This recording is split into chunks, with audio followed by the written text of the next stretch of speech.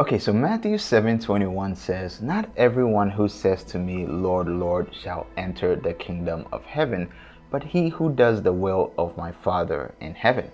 Many will say to me in that day, Lord, Lord, have we not prophesied in your name, cast out demons in your name, and done many wonders in your name? And then I will declare to them, I never knew you. Depart from me, you who practice lawlessness." For a lot of Christians, this is the scariest verse in the Bible, but we're going to take a look at it to see if it's something you need to be afraid of.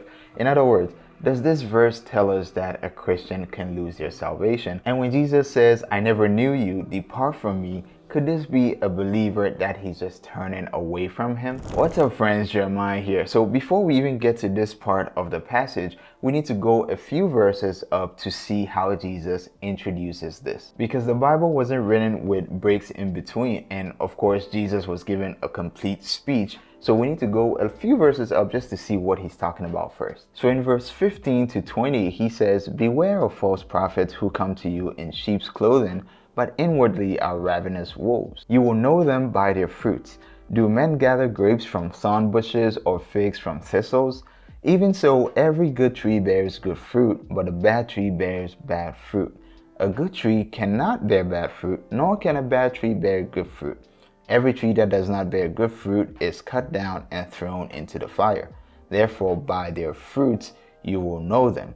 Not everyone who says to me, Lord, Lord, shall enter the kingdom of heaven." And we've read the rest of that. But what we can see from verse 15 is that Jesus introduces this idea of some people calling him Lord and yet not making it to heaven. He introduces the idea in verse 15, talking about false prophets. He defines these false prophets as people who come to us, the believers, in sheep's clothing, meanwhile they are wolves inside. So when we continue on and hear him say that not everyone who says to him, Lord, Lord, will enter the kingdom of heaven, we need to have these false prophets in mind. Now, I'll say that one thing that trips a lot of Christians up is just the thought that someone could tell Jesus, Lord, and yet they wouldn't enter the kingdom of heaven. So a lot of people just simply assume that by someone calling Jesus Lord, Lord, they were a Christian. This was a believer because they're calling Jesus Lord, and Jesus said that he never knew them. So let's take these verses one at a time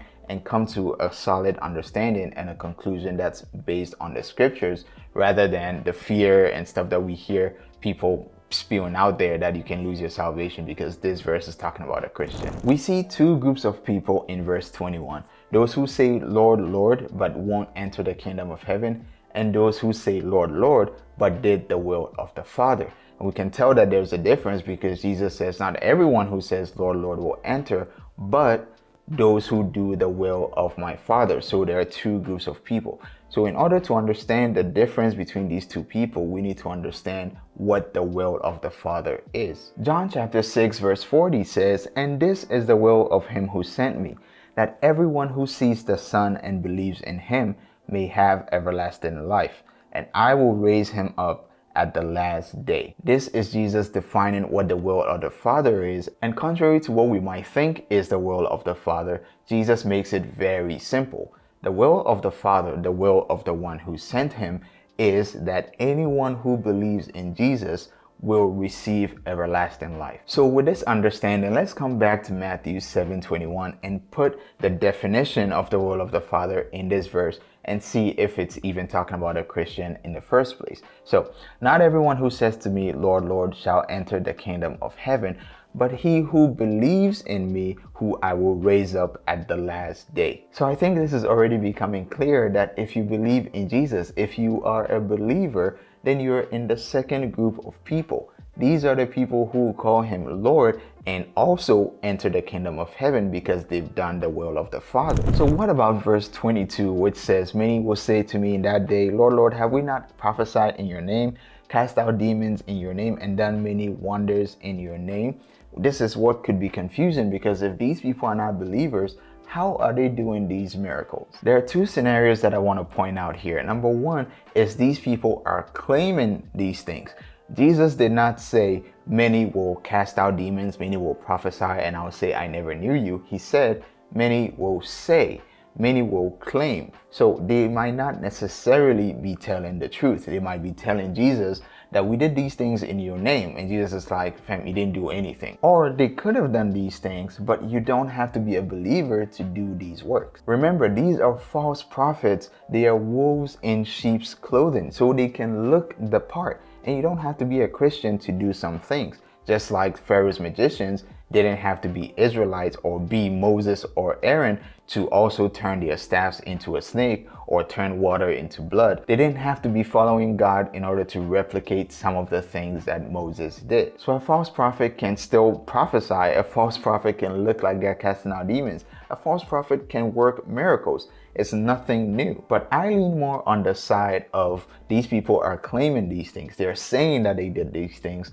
because they are afraid of the punishment that is coming to them. Because Jesus says that many will say to me in that day. What is that day? I believe it is the day that Jesus is coming back to judge and take his people with him. And so people are scared and they're like, look, remember me? I did this, I did that. And Jesus is like, I never knew you. Actually, let's get to the I never knew you part. Jesus didn't say, hey, you used to believe, but you lost your salvation. Or I knew you when you were growing up and you loved me so much and your heart was set on me and you were on fire for God. And then later you lost your fire and so I don't know you anymore. No, Jesus said, I never knew you. And he's not going to forget his own sheep, because in John chapter 10, he tells us that he knows those who are his. He knows his sheep. So when Jesus says he knows his sheep and then says he never knew these people, what does that tell you? It tells you that they were never his sheep. They were never believers in the first place. And then he says, depart from me, you who practice lawlessness.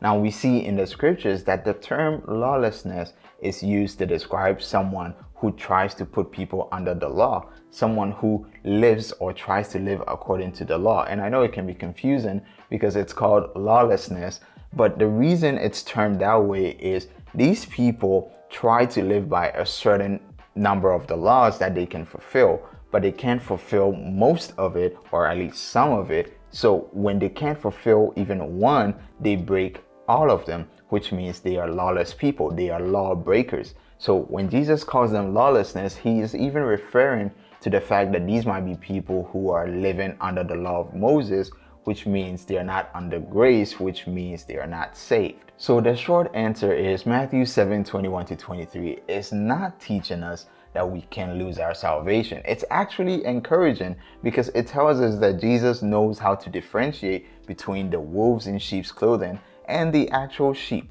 So if you're a believer and you know you're not a false prophet, then rest, relax. And this is not supposed to be a scary verse for you. It's actually supposed to be a very encouraging verse. If you're still not convinced and you feel like we can lose our salvation, then check out this video over here and I'll see you next time. God bless you.